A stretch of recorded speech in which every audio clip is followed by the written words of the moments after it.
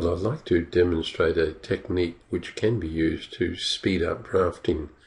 One of the more tedious tasks in landscape design work is placing species and associating them with the GCP file, our plant database file, and that can be speeded up considerably if you if you develop a block that contains within it some species symbols that are already associated with the plant symbol. Let me demonstrate. I'll go to blocks and I'll add from another file. One we'll call a named palette, and we'll put that named palette into this drawing. I'll say yes to all for the moment and insert it into the drawing. So in comes a palette. This client might well have asked for a very formal design, and you're interested in a small overhead pergola here leading up a path to an entrance which we want to make relatively dramatic. So we might want to use, say, the Japanese sacred bamboo, Nandina, and here is the symbol that I'd like to use for it. If we click it, can you see, because we brought that palette of symbols in, it's one block, but I'll explode it, and now when I pick that symbol, because I associated it in the palette drawing that came in with a GCP file that was developed for one of our users in Western Australia, it's already assigned, as is this one here. It's already assigned to the Chinese tallow wood, and this one over here hasn't yet been assigned. There's a little mix-up there, isn't there? This ought to be, that should be the tallow wood. So since this one's already associated, I'll just select it and remove the data from that plant. That's now been done.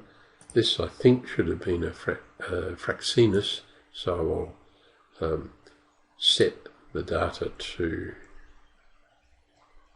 I hope we've got a Fraxinus here.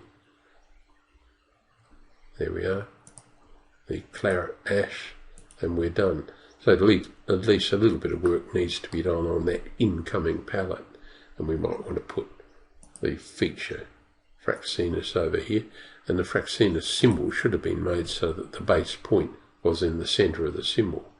I think the little Nandina is fine, it works well, so we can just put it in.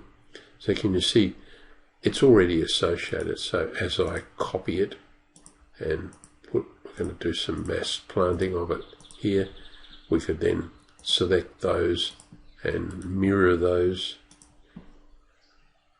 about a centre line running through here with a copy, yep, with a copy, and down we go. So can you see that building this up is really quite straightforward? We might want to put, because it's a formal design, let's choose this one, a Morea.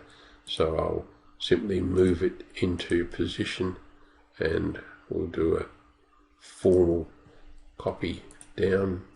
So copy, copy, copy, making some sort of simplistic hedge, and again pick them all and mirror them about the centre point. So we're making quite a formal design, which is what the client has asked for.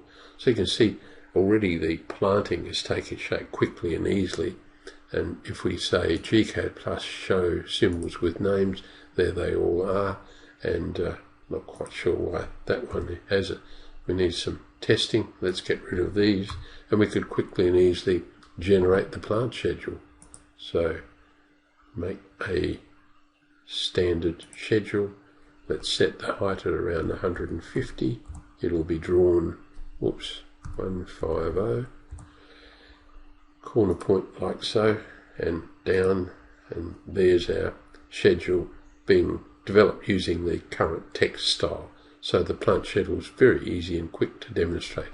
So it's just one approach to trying to make the development of your drawings work a little more smoothly.